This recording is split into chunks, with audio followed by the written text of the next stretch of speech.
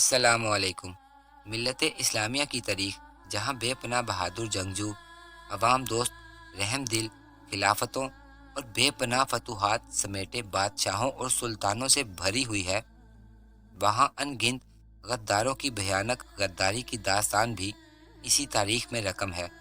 آج ایسے ہی ایک غدار کی داستان آپ کو اس ویڈیو میں ملے گی، جس کی لالچ اور غداری کی وجہ سے ایک مسلم حکمران اور اس کی کئی ہزاروں کی مسلمان فوج بے دردی سے شہید کی گئی، اور اسی غدار کی خواہش پر مسلم حکمران کی ڈیڈ باڈی کی بے پناہ بے حرمتی بھی کی گئی۔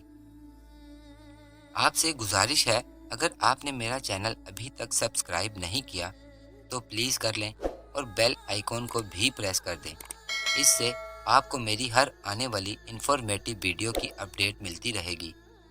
اگر آپ کو میری یہ ویڈیو اچھی لگے تو اسے لائک بھی کر دیں۔ تو چلیں ویڈیو کو شروع کرتے ہیں۔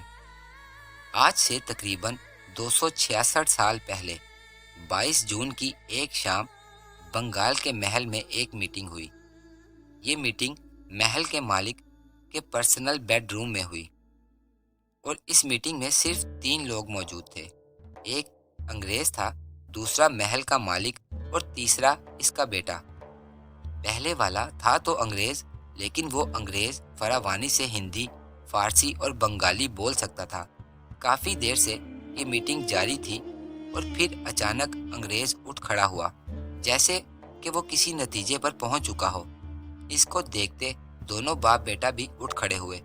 پھر انگریز نے محل کے مالک کے سر پر قرآن پاک اور اس کے بیٹے کے سر پر اس کا ہاتھ رکھ دیا، اور قسم اٹھوائی کہ وہ وہی کرے گا جو کچھ اس میٹنگ میں طے ہوا ہے، یا جو کچھ انگریز اسے کہیں گے، اور اگر وہ ویسا ہی کرے گا تو انعام میں اسے طاقت اور حکومت دے دی جائے گی۔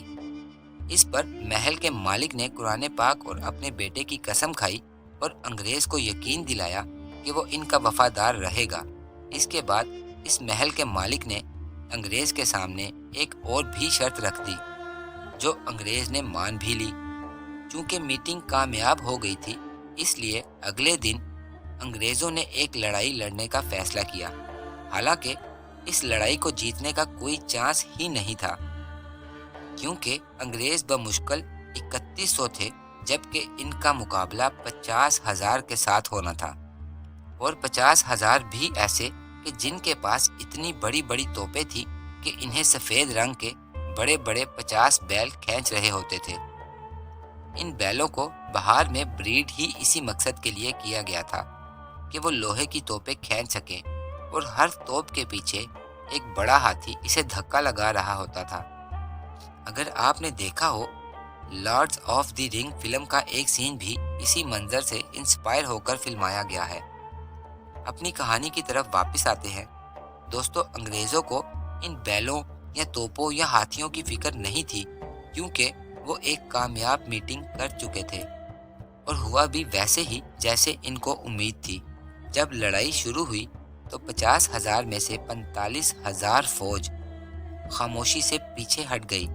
باقی ماندہ فوج کے ساتھ بادشاہ بڑی دلیری سے لڑتا رہا، لیکن غدار چونکہ فوج کے ساتھ ساتھ سارا جنگی سامان، جس میں توپیں، بندوقیں اور بارود وغیرہ شامل تھا، اپنے ساتھ واپس لے گیا تھا۔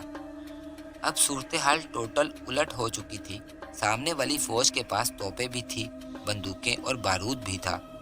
فوج اور جنگی سامان کے چھوٹ جانے کے باعث وہ زیادہ دیر تک لڑ نہ سکا، اور وہ اور اس کے ساتھ رہ جانے والے وفادار سپاہی بہادری سے مقابلہ کرتے ہوئے شہید ہو گئے، اور محض 11 گھنٹے کے اندر بنگال کا پورا صوبہ انگریزوں کی جھولی میں جا گرا، اور ایسا گرا کہ صرف اگلے 100 سال میں انگریزوں نے بر صغیر سے لے کر برما تک کے علاقے پر اپنا راج قائم کر لیا۔ لیکن آپ کو یاد ہے کہ میٹنگ میں انگریز کے سامنے ایک شرط بھی رکھی گئی تھی۔ وہ شرط تھی کہ جیتنے کے بعد انگریز ایک مخصوص شخص کی بے حرمتی کریں گے، اور وعدے کے مطابق انہوں نے ایسا کیا بھی۔ ایک خاص لاش کو ساری رات جعفر گنج دریا پر پڑا رہنے دیا گیا، اور اگلی صبح اسے ہاتھی پر ڈال کر پورے شہر میں گھمایا گیا، یہاں تک کہ جان بوجھ کر اس کی ماں آمنہ بیگم کے گھر کے سامنے سے بھی گزارا گیا۔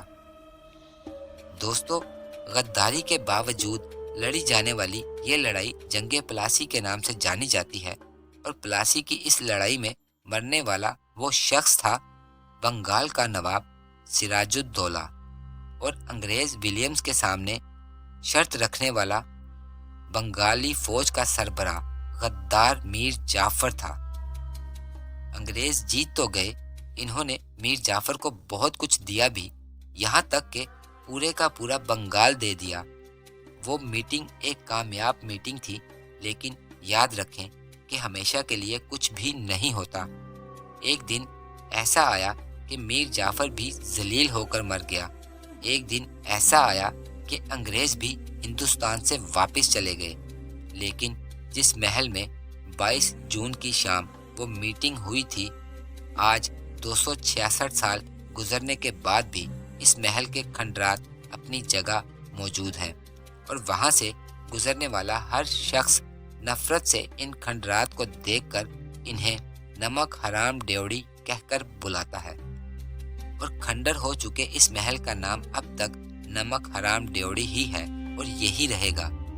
وہ جنگ جو انگریز کسی صورت جیت نہیں سکتے تھے، ایک مضبوط عظیم الشان لشکر کا سامنا وہ کسی بھی صورت نہیں کر سکتے تھے۔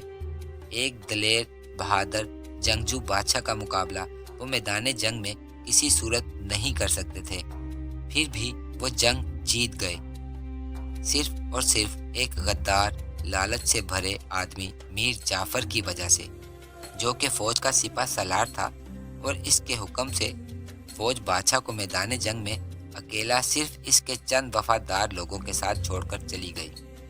دوستو، مجھے امید ہے کہ آپ کو میر جعفر کا کردار سمجھ آ چکا ہوگا۔ مجھے اجازت دیجیے۔ اللہ حافظ۔